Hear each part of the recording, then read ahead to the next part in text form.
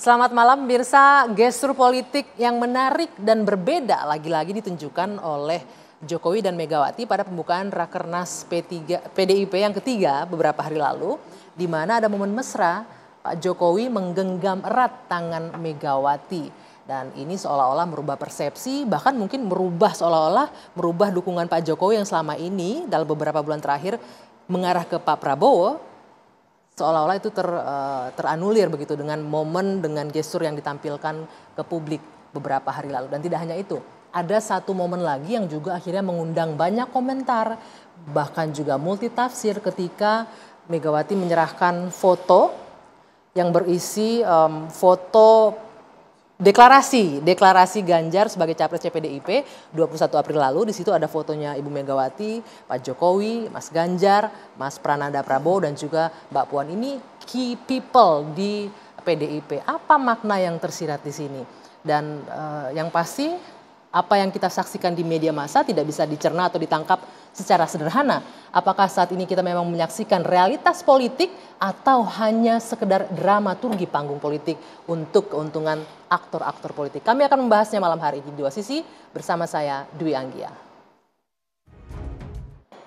Ada beberapa poin yang menarik sebenarnya yang bisa kita perhatikan dalam pembukaan Rakernas ketiga PD Perjuangan. Kami akan bahas malam hari ini dengan sejumlah narasumber yang sudah bergabung bersama saya di studio.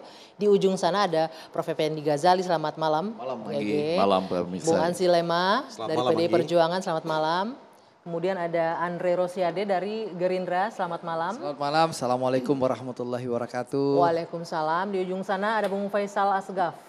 Kritikus, ini kritikus selamat apa malam. aja atau kritikus? Tukang kritik, orang tukang bebas. kritik. Yang dikritik apa? Kritikus politik atau semuanya dikritik? Semua aspek. Semua aspek dikritik. Yang mengganggu kehidupan masyarakat kita kritik. Oke, kita akan bahas. Adakah yang mengganggu dari tayangan tadi? Nanti saya akan tanya ke Bung Faisal. Tapi sebelumnya saya ke Prof. Saya dulu. Ini kalau kita lihat yang disuguhkan, saya mau nanya dulu nih, yang disuguhkan itu benar-benar realitas politik yang disaksikan kita di publik atau hanya sekedar ini panggung lah dramaturginya politik untuk keuntungannya si aktor sendiri di situ? Kita bicara ilmiah ini ya karena ada yang mengkritisi segala aspek ini. Dulu kapten kami di lapangan kalau demo. Kapan demo lagi nih Bang Faisal? Nah ada 3 hal. Yang pertama dalam pendekatan ilmiah semuanya itu realitas politik. Semuanya iya bisa dong, disebut. kan realitas oke. politik jadinya. Semuanya itu pakai dramaturgi. Ya kan? Semua pakai dramaturgi. Nah, karena itu saya mau mengatakan pada malam ini posisinya ya, kalau saya pribadi tersentuh. Di bagian mana Anda tersentuhnya? Khususnya di bagian yang Bu Meganya itu enggak menemukan kosakatanya. Dijadikan apa oleh MPR gitu, dikasih tahu sama Ganjar, dilantik. Jadi kurang lebih nanti ya kalau ibu tetap dukung saya dan semua berjalan lancar, saya dilantik. Kurang lebih begitu ya. Kalau pendekatan, itu yang menurut saya menarik. Kalau yang lain ada 3 posisi di situ. Saya mau menyampaikan 3 posisi. Posisi ini kan gini, kalau posisinya riang gembira artinya orang yang berposisi bahwa Bapak Jokowi dari dulu tetap mendukung apapun PDI Perjuangan, termasuk siapapun nanti calon presidennya, lurus saja sudah. Sekarang tetap mendukung Ganjar.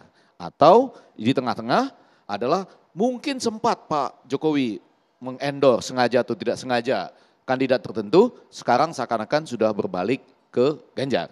Yang ketiga, Pak Jokowi memang terlihat lebih suka pada kandidat tertentu dan sekarang tetap mendukung kandidat itu walaupun ada dramaturgi yang ini. Gitu. Nah kan itu 3 posisi, 3 posisi kan? Cuma 3 posisi itu menurut saya jauh lebih penting ditentukan oleh sedang berada di mana ketiga kandidat pada saat ini. Nah, merupakan salah satu tugas untuk mewujudkan gandengan yang ada di Rakernas ini. Paling tidak gini nih Ansi, paling tidak salah satu posisinya apa? Kita tahu ya Pak SBY itu posisinya keren. Betul kan dulu kan?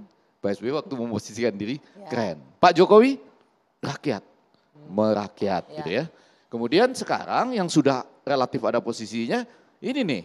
Teman-teman dari Gerindra ini, Pak calon gubernur Sumatera Barat itu. Jadi posisinya itu seperti pemersatu dan melanjutkan Pak Joko Widodo. Tapi itu Ganjar juga gitu kan, Nah, melanjutkan di juga. ujungnya, di antara rekomendasi disebutkan itu dengan kecerdasan, dengan penuh narasi kemajuan. Satu lagi Bung Ege, Ya. berani, harus bernyali. Nah Oh, itu kalau bernyali, kita lihat itu bernyali. agak bersayap tuh. Ya. Pak Prabowo juga dianggap sosok yang berani dan bernyali. Betul. Tapi kemudian Pak Jokowi kan juga muncul omongannya ke Mas Ganjar. Jadi kalau saya ingin mengatakan sementara ini, itu Pak Prabowo adalah pemersatu dan melanjutkan kontinuitas. Nah sementara Pak Ganjar mudah-mudahan itu tadi ya, dengan penuh kecerdasan, berisi narasi kemajuan. Ada turunan-turunannya seperti konektivitas, koridor strategis gitu-gitu ya. Dan tentunya perjuangan di tingkat dunia gitu. Tapi saya belum menemukan dan rasanya ini kan sebagian tertutup kan Rakernas ini. Rakernya iya. Ya antara lain pesan Pak Jokowi itu personal brandingnya Ganjar itu seperti apa selanjutnya. Gitu ya.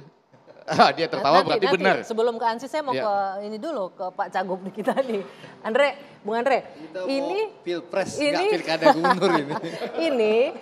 ini kalau kita lihat selama ini beberapa bulan terakhir lah. Kan Pak Jokowi ini ngajak Pak Prabowo kemana-mana. Mungkin kita bisa tampilkan ya bagaimana Pak Jokowi membawa Pak Prabowo ini berhari-hari ke beberapa daerah waktu itu. Bahkan hari ini pun Malaysia bareng. Tapi tiba-tiba kemarin 2 hari lalu ditampilkan sangat mesra dengan PD Perjuangan dan memberikan endorsement juga sinyal-sinyal ke Ganjar. Iya. Gerindra gimana? Nggak apa-apa, kan wajar Pak Jokowi mesra dengan PD Perjuangan. Kan beliau kader PD Perjuangan, Ya. betul Pak Hamsi? Dan menurut saya suatu keharusan Pak Jokowi memegang tangan Bu Mega untuk naik tangga ke panggung itu. Karena itu juga yang dilakukan oleh Pak Prabowo. Kita tahu bahwa Pak Jokowi adalah kader PD Perjuangan antara ibu dan anak, adik atau kakak.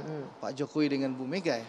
Wajar Pak Jokowi gandeng Bu Mega. Bahkan Pak Prabowo saja ketemu Bu Mega, itu Pak Prabowo juga Oke. gandeng tangan Bu Mega. Kalau Karena itu Pak Prabowo dan konteksnya- Bu Mega itu juga kakak dan adik. Betul, kalau itu konteksnya sangat wajar Gitu lah loh. memapahkan. Kan begitu saya ya. mengutip judulnya. Iya. Nah, Kalau wajar Ini itu. kayaknya pupus lagi nih Prabowo ketika kemarin berbulan-bulan endorsementnya ke Prabowo, tiba-tiba ternyata finalisasinya endorsementnya ke Ganjar. Merasa ditinggalkan Enggak atau lah. kecele enggak? Kalau kalau Anggi melihat situasi di Malaysia dari kemarin, kalau kita lihat di media sosial bahwa narasi ada yang dibangun oleh kubu pendukung kelompok tertentu bahwa Pak Prabowo akan ditegur oleh Pak Jokowi. Yang terjadi kan kebalikan.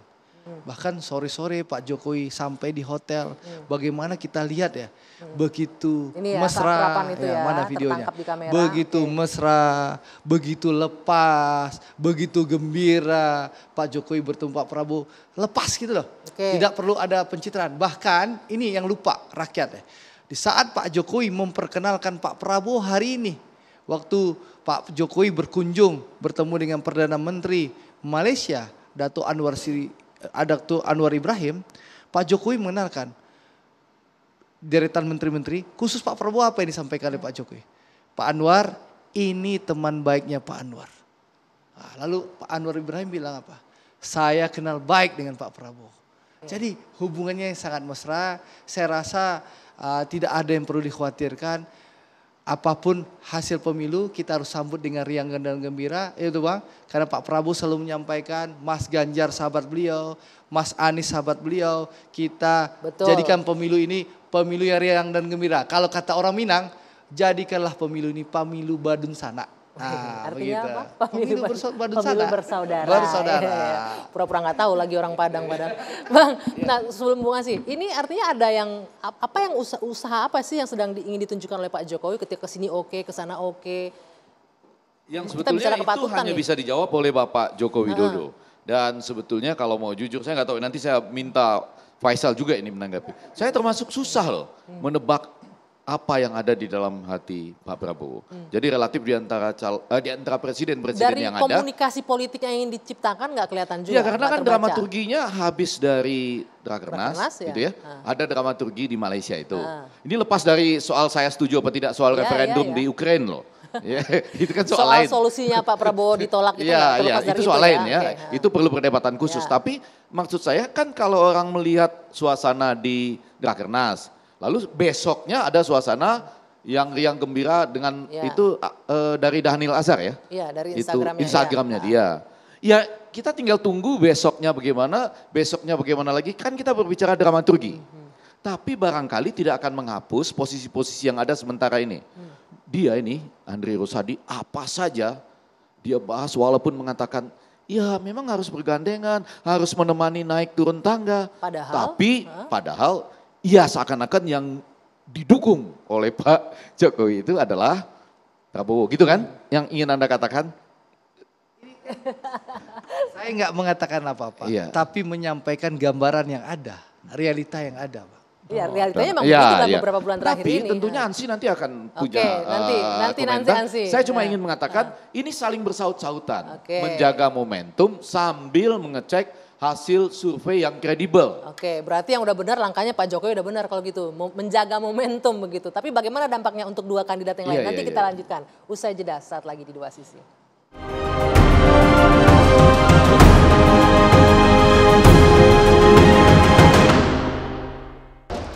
Oke, ada pesan di situ. Jadi calon presiden itu harus punya nyali dan berani, Bung Ansi. Ini makna bersayap juga yang kita tangkap di sini. Tapi menyambung dulu diskusi yang tadi nih.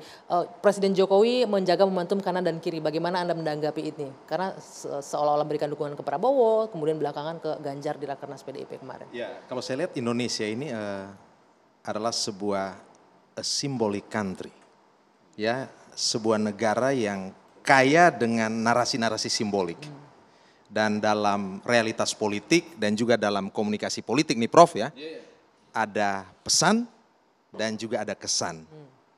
Ada message dan ada impressions kan seperti itu. Nah kita ini disuguhkan oleh gambar-gambar, body language, gesture, dan kemudian kita diminta untuk membaca dan menafsirkan. Saya ingin menegaskan bahwa terlalu permukaan menyimpulkan hubungan antara Presiden Joko Widodo dengan Ibu Mega dan PDI Perjuangan hanya sekedar dari beberapa momentum acara. Karena kalau mau melihat, membaca dan memahami hubungan antara Presiden Joko Widodo dengan Ibu Mega dan PDI Perjuangan, ini harus dilihat dari beberapa aspek. Yang pertama aspek ideologis, yang kedua aspek historis, yang ketiga ada aspek kedekatan emosional, dan tentu aspek tentang visi, orientasi, dan mimpi Indonesia ke depan. Saya akan menjelaskan satu persatu. Panjang ini kayaknya. Ya, singkat saja. Jadi hubungan Pak Jokowi dan Ibu Mega ini hampir 20 tahun. 18 tahun sejak 2005 Presiden Jokowi dipercaya menjadi wali kota Solo di periode pertama. Dan kebersamaan PDI Perjuangan Ibu Mega dan Pak Jokowi ini dalam kontestasi-kontestasi seperti ini itu sudah 7 kali. 2 kali di Solo, 1 kali di Jakarta, 2 kali di pemerintah pusat dalam kapasitas Presiden Jokowi sebagai presiden dan juga Mas Gibran dan Mas Bobi. Ini menunjukkan bahwa kebersamaan, kerjasama, gotong royong, sinergi kami itu cukup panjang. Oke, artinya buat yang ngerasa di endorse jangan kepedean dulu gitu ya. Yang karena kedua, bagus. Ya itu dari aspek historis. Aspek ideologisnya apa?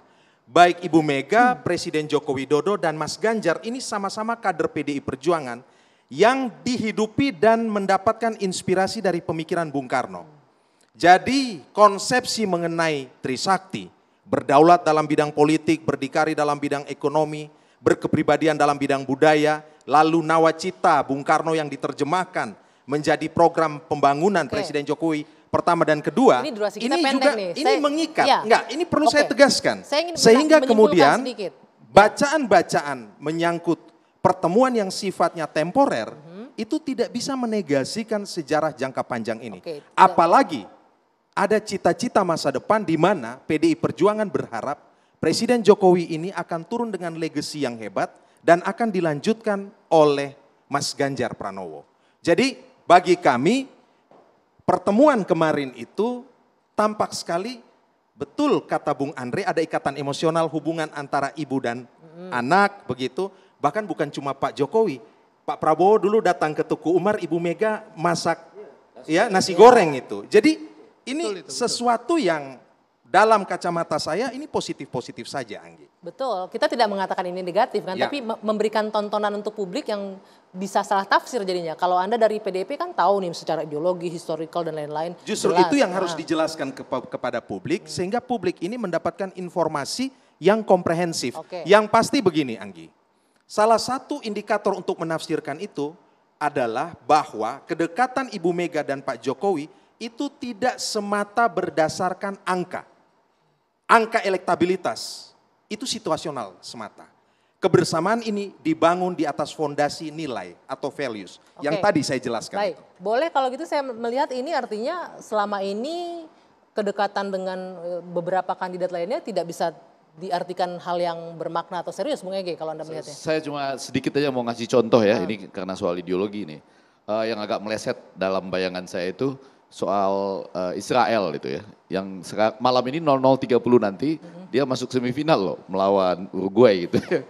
Jadi di situ terlihat ada siapa yang memegang ideologi misalnya dan siapa yang tidak gitu, dalam konteks tadi sebagai salah satu contoh. Malam ini loh 00.30. Coba Anda bayangkan kalau dia masuk semifinal di Indonesia misalnya. Nah, tapi balik ke hal itu, saya ingin melihat dua-duanya ini selalu mengatakan bagus ini. Bagus, bagus, gandeng, gandeng, nasi goreng, nasi goreng. Tapi dalam konteks saat ini, siapa yang pupus harapannya dan siapa yang memetik keuntungan? Kalau Anda lihat siapa yang pupus harapannya? Enggak, saya cuma mau bilang yang sebelah sana itu sekarang karena merasa berada di depan, semuanya disebut baik sama dia. Oh benar, baik. Oh bagus. Tapi yang pemersatu dan keberlanjutan kan kami katanya tadi. Itu loh. Nah ada posisi yang harus dikejar di hati calon pemilih. Ini apa? Menerjemahkan ideologi ditambah dengan keberlanjutan untuk Bapak Ganjar ini apa? Nah itu tadi berisi 17 rekomendasi. Tinggal diciutkan menjadi 1 atau 2 barangkali. Sebenarnya sederhana ya, ketika deklarasi pada tanggal 21 itu Presiden Joko Widodo menyebut Mas Ganjar itu dalam 2 kualifikasi sebagai pemimpin. Pertama pemimpin yang merakyat, maksudnya dekat dengan rakyat dan sebenarnya ini menggambarkan sosok seorang Presiden Jokowi juga. Yang kedua, pemimpin yang tidak hanya dekat dengan rakyat tapi pro rakyat, yang hadir berpihak membela kepentingan masyarakat. Kemarin pada saat Rakernas, Presiden Joko Widodo menegaskan tentang pentingnya memiliki nyali dan keberanian. Dan Presiden tidak hanya mengatakan itu dan mengatakan bahwa kemudian Mas Ganjar ini saya percaya adalah sosok pemimpin yang memiliki keberanian itu. Oke. Jadi kalau ditanya, merakyat, pro rakyat dan bernyali. Kira-kira Wih, seperti luar itu. biasa. Saya Bung Faisal, bagaimana Anda melihat, mencermati, mungkin sebagai kritikus pasti ada yang dikritikkan dari apa yang dipertontonkan ke publik beberapa hari terakhir ini. Dramaturgi panggung politik yang kita saksikan. Ya, saya kira 3 poin yang diletakkan oleh Bang Effendi tadi itu ini bisa jadi ledakan diskusi yang serius di forum ini. Karena penggunaan terminologi drama itu kan bisa menimbulkan sesuatu yang negatif. Membuktikan bahwa politik kita ini bangkrut sebenarnya. Dan semakin drama itu berputar-putar di pusat kekuasaan Jokowi, itu menunjukkan bahwa partai politik dengan klaim survei terbesar, sejarah panjang, punya ideologi, jualannya Bung Karno, itu pada akhirnya berebut mengemis restu dari kekuasaan. Oh. Ini sangat norak sebenarnya. Dia tidak berdiri sebagai satu partai di mana menghindari semua penggunaan simbol kekuasaan, menghindari pola hubungan yang sekarang ini kita lihat banyak suara di rakyat ya. Kalau Bu Mega usung misal Ganjar, kemudian menyeret Jokowi, orang melihat ini prestasi nepotisme dan cara-cara feodalistik. Karena kalau kita lihat partai modern di negara-negara maju, seleksi kepemimpinan di internal partai itu kan terbuka. Kader-kadernya kan banyak. Kalau ini kan cukup terbuka artinya. Di garis bawahi dalam hubungan nasi goreng, hubungan 7 kali keakraban pribadi itu sebenarnya menggambarkan bahwa PDIP bangkrut. Bangkrut secara infrastruktur politik. Ini sia-sia. Terlebih di dalam struktur atau hierarki PDIP ini 20 tahun ini bagi kami aktivis, kita melihat nggak ada demokrasi. Modal Megawati itu kan hanya mengklaim putri Bung Karno, kemudian semua keputusan ada di mejanya. Tunggu, tidak ada demokrasi tapi faktanya kan calon presiden PDI Perjuangan bukan dari yang Terah Soekarno langsung. Artinya kan cukup demokratis. Ya bisa ideologis, bisa ya, biologis. Ideologis ini kan juga mengandung makna yang manipulasi. Yang disebut oleh, boleh ditanggapi, sebentar mungkin saya sedikit dulu supaya jangan sampai salah paham. Jadi harus ada keberanian, misal saya rakyat. Saya harus bicara jujur apa adanya. Bahwa partai-partai ini yang berebut restu dari kekuasaan Presiden Jokowi. Itu sangat norak dan menunjukkan kebangkrutan politik dalam peradaban sebenarnya. Ini berlaku untuk kedua partai karena ini tidak ada relevansi. Bung Faisal, ini berlaku Presiden ini kan Gerindra punya dan PDIP suara juga. satu di TPS. Apa relevansinya? PDIP berebut Jokowi, Prabowo berebut Jokowi. Oke. Tentu yang ditangkap publik adalah ingin mencaplok fasilitas kekuasaan, ingin melanggengkan satu praktek pemilu yang curang, ingin mendapatkan kemudahan-kemudahan dalam akses kampanye. Jadi sebenarnya semakin jauh partai terhadap simbol kekuasaan tidak restu, itu nanti yang dipercaya oleh rakyat. Sebentar, ini hanya sekedar ingin mendapatkan restu atau mendapatkan kemudahan akses untuk Kalau saya lihat, pemilihan? Bilang tadi. Bukan sekedar restu lagi kalau saya. Kalau saya harus jujur ya, maaf ya jangan tersinggung ya. Saya lihat ini terakhir pertunjukan terakhir Ibu Megawati mengundang Pak Jokowi, ini sudah partai politik menyandra sebenarnya simbol negara. Dan di sana Ibu Megawati mengatakan bahwa ada kehadiran protokol dari Pas Pampres kan. Berarti rakyat menyimpulkan yang hadir itu bukan petugas partai. Tapi pemimpin presiden. negara. Oke, ini baik. satu pelecehan sebenarnya. Nanti suatu pelecehan nanti ditanggapi oleh Bung Ansy dan juga Bung Andre. Usai jeda, dua sisi akan kembali sesaat lagi.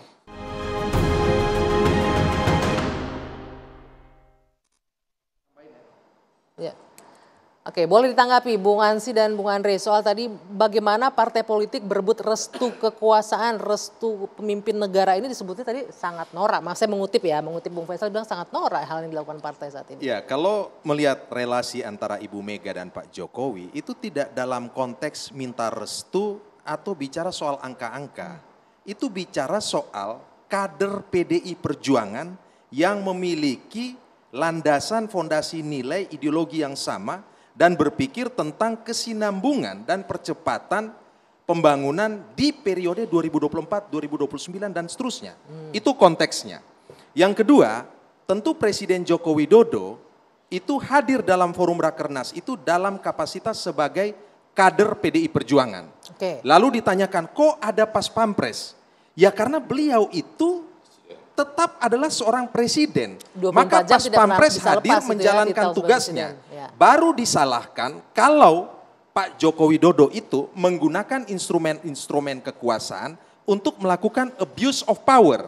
Nah ini yang tidak ada, tidak pernah terjadi. Gitu. Jadi terpatahkan itu ya. Lalu yang berikut partai soal partai, kepala negara? Ya, soal partai. PDI Perjuangan itu satu-satunya partai yang bisa memunculkan presiden yang berasal dari rakyat biasa, orang biasa. Presiden Joko Widodo itu bukan darah biru politik, bukan ketua umum partai, tetapi merangkak dari bawah hampir 20 tahun dan 2 periode menjadi presiden. Dan hari ini hal itu sedang ditapaki oleh Mas Ganjar yang adalah juga bukan darah biru politik. Beliau adalah orang biasa, masyarakat biasa, yang kemudian mendapatkan ruang di PDI Perjuangan karena memang PDI Perjuangan ini memberi ruang ya yang cukup luas bagi calon-calon pemimpin bangsa walaupun bukan berasal dari elit politik ataupun ketua umum.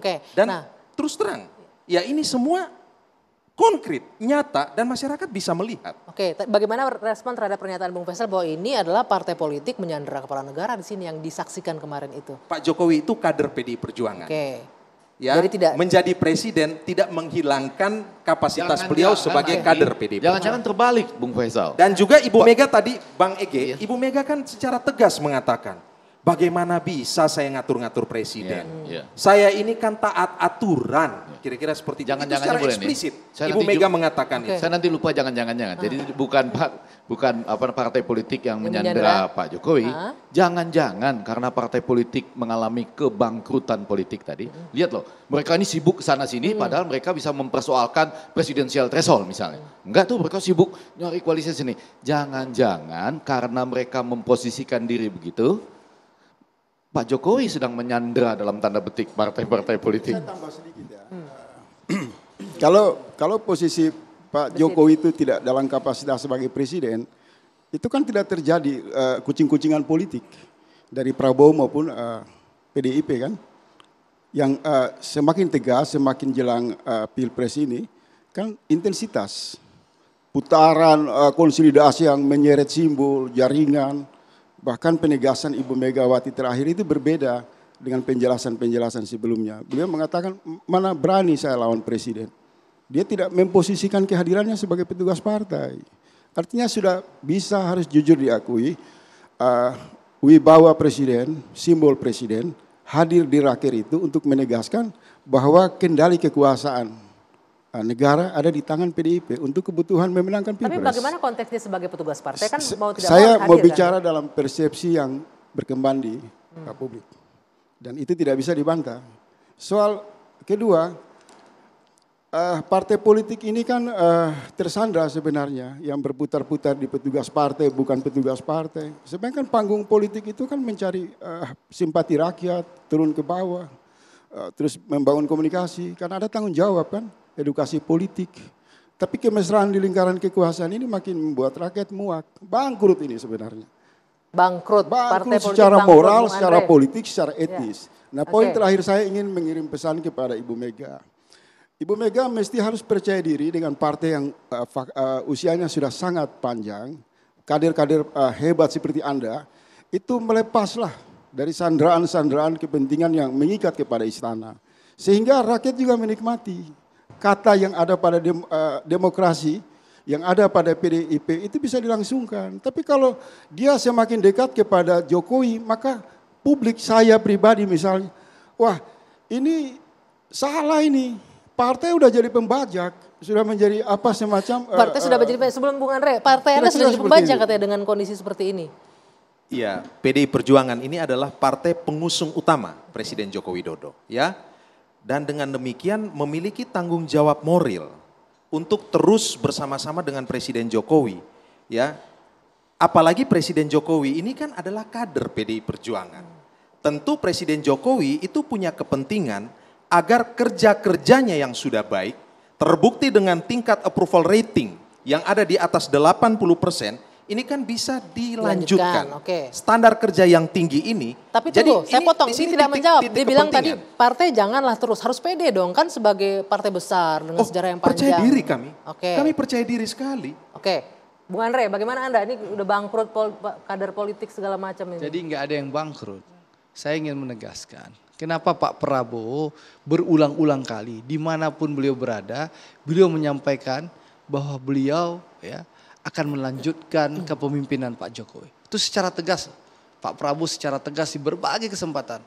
Beliau menyampaikan karena pertama, beliau merasakan betul. Tolong kasih waktu agak lama dikit lagi. Ya, gantian. Beliau merasakan betul bagaimana situasi 2019 itu kita antara anak bangsa gontong-gontongan mau perang saudara. Sehingga Pak Prabowo dan Pak Jokowi mengambil langkah ekstrim untuk menyelamatkan negara ini. Beliau melakukan rekonsiliasi berdua sehingga alhamdulillah terciptalah persatuan Indonesia. Persatuan Indonesia ini yang menjadi modal bangsa kita mampu menghadapi pandemi COVID-19. Ya.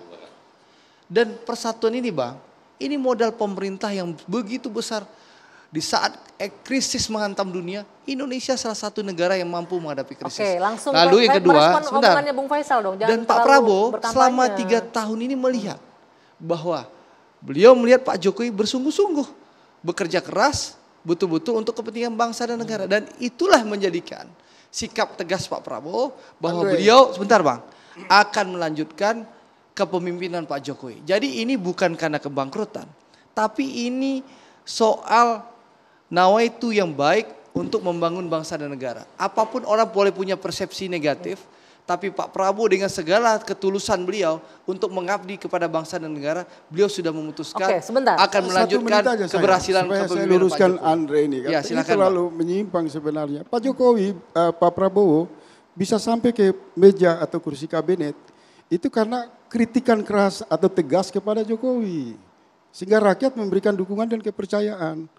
Tiba-tiba berubah menjadi ini dinafikan, kemudian yang berprestasi itu Jokowi. Ini nggak laku. Apalagi mengatakan harus melanjutkan. Apa yang dilanjutkan, Bung Andre? Pak Prabowo harus berani menggandeng Pak Jokowi untuk berantas korupsi. Berantas itu pasir laut yang diimpor semena-mena itu. Berantas itu BLBI.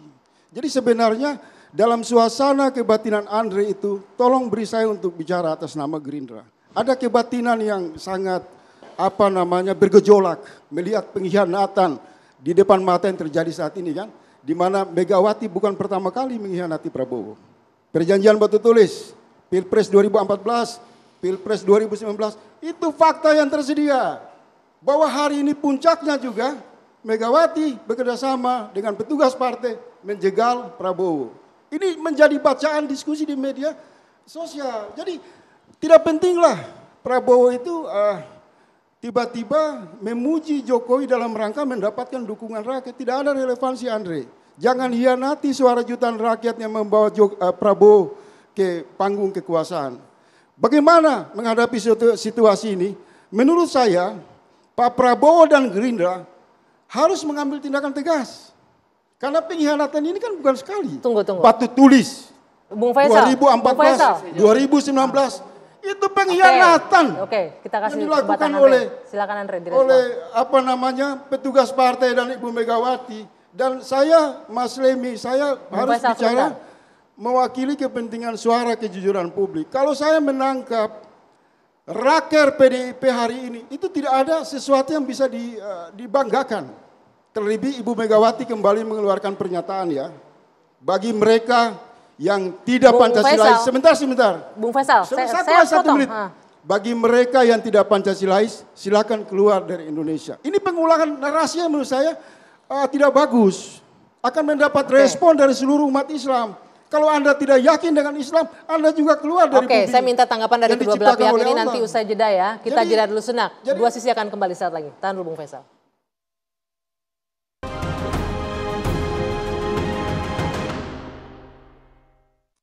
Oke, saya kasih kesempatan. Siapa? Bung Ansi terlebih dahulu. Oke. Tadi kita ke Andre tadi menanggapi sedikit tadi. Janganlah sampai Jadi Bang tersandra Faisal dan menyandra gitu katanya. Ya, jadi Bang Faisal, satu ya, komitmen anti korupsi dilakukan oleh Pak Prabowo. Di saat beliau dilantik jadi Menteri Pertahanan, ada anggaran 50 triliun yang harus diteken oleh Pak Prabowo kalau tidak hangus di Desember 2019. Beliau melihat ini ada potensi korupsi, beliau tidak mau teken, beliau kembalikan ke Kementerian Keuangan. Itu komitmen Prabowo untuk memberantas korupsi di Kementerian Pertahanan. Lalu yang kedua, Pak Prabowo mengajarkan kami kader-kader Gerindra dengan pepatah mikul dur mendam jero.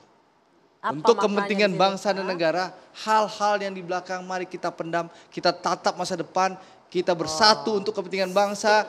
Kita tatap Indonesia dari negara berkembang menuju negara maju. Ini berkaitan dengan hal yang mengkhianati tadi itu lupakan di belakang begitu kita kubur yang dalam. Sebentar, kita kubur yang dalam, kita tatap masa depan. Karena apa? Kepentingan bangsa jauh lebih besar daripada kepentingan hanya sebatas Partai Gerindra. Kepentingan bangsa dan kemajuan bangsa jauh lebih besar. Makanya Pak Prabowo selalu mengajarkan kami mikul dur mendam jero untuk kepentingan negara kesatuan Republik Indonesia yang kita cintai ini. Dan insya Allah 2024 Prabowo Presiden. Jangan kampanye dulu, belum mulai ini. Silakan Bung Ansi, bagaimana Anda menanggapi statement dari Bung Faisal tadi? Iya, saya kira tuduhan-tuduhan itu kan harus berdasarkan fakta-fakta empiris ya. Karena kalau tidak yang bangkrut ini adalah penalarannya, kan begitu. Yang kedua, saya ingin tegaskan bahwa PDI Perjuangan itu memang tegas menentang radikalisme dan politik identitas yang mengeksploitasi sentimen agama. PDI Perjuangan itu menjalin relasi yang sangat baik dan harmonis dengan kelompok agama, dengan kelompok Islam toleran dan moderat, misalnya seperti Muhammadiyah, seperti NU. Jadi tidak ada persoalan sebenarnya. Yang berikut, kalau dibilang bahwa PDI Perjuangan seolah-olah dianggap atau dituduh jauh dengan rakyat, PDI Perjuangan itu responsif terhadap rakyat. Karena responsif, maka dalam setiap survei hari ini, semua lembaga survei, PDI Perjuangan itu selalu berada di puncak. Oke. Ya, elektabilitas, kira-kira seperti itu. Mungkin Dan saya itu luruskan menunjukkan sedikit, bahwa ada apa? kalimat yang Bahwa salah tadi. Sebentar, Bang. PDI Perjuangan itu betul-betul bisa menyelami apa yang menjadi aspirasi rakyat. Aspirasi rakyat itu terbukti dengan approval rating Bung Ansi, 80-an persen. itu terlalu kira-kira jauh. seperti itu. Saya tadi menegaskan bahwa yang muncul dari Raker ini hanya 2 peristiwa. Peristiwa pertama ada pidato Megawati yang diulang lagi kan. Mengatakan kalau ada yang tidak Pancasilais silakan keluar dari bumi Indonesia. Sebentar, Tunggu. ini diluruskan. Artinya nanti akan muncul ini kalimat kalau Anda Megawati ragu sama Islam keluar juga dari bumi Allah. Ini sesuatu yang tidak penting dalam pidato Megawati. Berita loh, itu bukan tuduhan. Satu. Hubungan PDI Perjuangan baik dengan komunitas Sebentar. agama apapun. Tidak bicara hubungan, saya bicara berita. Berita hari ini, Anda baca enggak? Kedua, yang menonjol lewat Raker ini kan pro kontra. Apakah Megawati ini menyandra Jokowi sebagai petugas partai untuk paksakan Ganjar atau dia sebagai presiden? Itu belum Anda jelasin. Anda hanya mengatakan bahwa wah dia kader partai, dia ini. Oke, tapi Bung dia Faisal, dipilih oleh saya rakyat. ingin itu mendengar Bung Jokowi. Ege yang menjelaskan ini. Bagaimana dari luar Anda mengamati Saya kira saya ini? sudah menjelaskan Sandra secara menyandra. terang-benderang. Iya. Mungkin gagal Sebentar, paham Bung saja. Faisal. Saya balik ke topik ya. Jadi saya merasa Faisal banyak benarnya dalam hal ada partai politik yang sekarang dalam tanda petik merelakan dirinya dibajak oleh seorang kepala negara gitu ya. Mungkin dia nggak mau, tapi pada kenyataannya merelakan dirinya buat dibajak. Karena itu kemudian yang terjadi adalah sekarang ini pembajakan dalam tanda petik dramaturgi. Ini harus berbalas-balasan. Jadi kalau ada di Rakernas hal-hal yang menyentuh kita harus dibalas dengan kebetulan Malaysia ya. Di Malaysia. Kuala Lumpur. Siapa yang membuat itu unggul-unggulan, itulah yang sedang terjadi dalam politik yang tadi dibangun berdasarkan aneka dramaturgi dan realitas-realitas. Nah dalam hal ini saya mau mengatakan kebetulan ini mereka lagi gembira ria nih. Karena tadi lancar betul kalimat-kalimatnya. Persatuan, kesinambungan ke Keberlanjutan dan depan, lain-lain. penampilan di forum Terakhir, internasional. Bung Ege, siapa yang diuntungkan sih dengan dramaturgi ini sebenarnya antara Tergantung parpol yang siapa lagi yang muncul besok diobok-obok dan atau? lusa. Apakah ini merakyat, pro rakyat dan nyali ini betul-betul bisa muncul. Karena gini loh, mohon maaf ini ya, mudah-mudahan saya keliru. Pada ujungnya Ibu Mega agak terisak-isak. Ayo kembali bersama dengan rakyat, ayo gedor-gedor pintu. Artinya ada usaha yang harus dilakukan. Kalau ingat pertandingan bola, Argentina itu kalah dulu oleh Arab Saudi. 2-1 ya, baru kemudian dia berusaha naik lagi. Oke. Tergantung, tapi yang di garis depan sekarang, ya sesuai dengan survei ini tadi nih. Teman-teman yang mengatakan persatuan, baik. kesinambungan, forum internasional. Baik, tapi mudah-mudahan apapun drama yang disuguhkan, kita berharap itulah yang terbaik untuk rakyat lah ya. Tidak hanya untuk kepentingan partai politik ya. Baik, terima kasih Bapak-Bapak sudah hadir malam hari ini di Dua Sisi. Saya Dwi Anggia, saya harus akhiri perbincangan kita. Selamat malam, kita jumpa lagi pekan depan.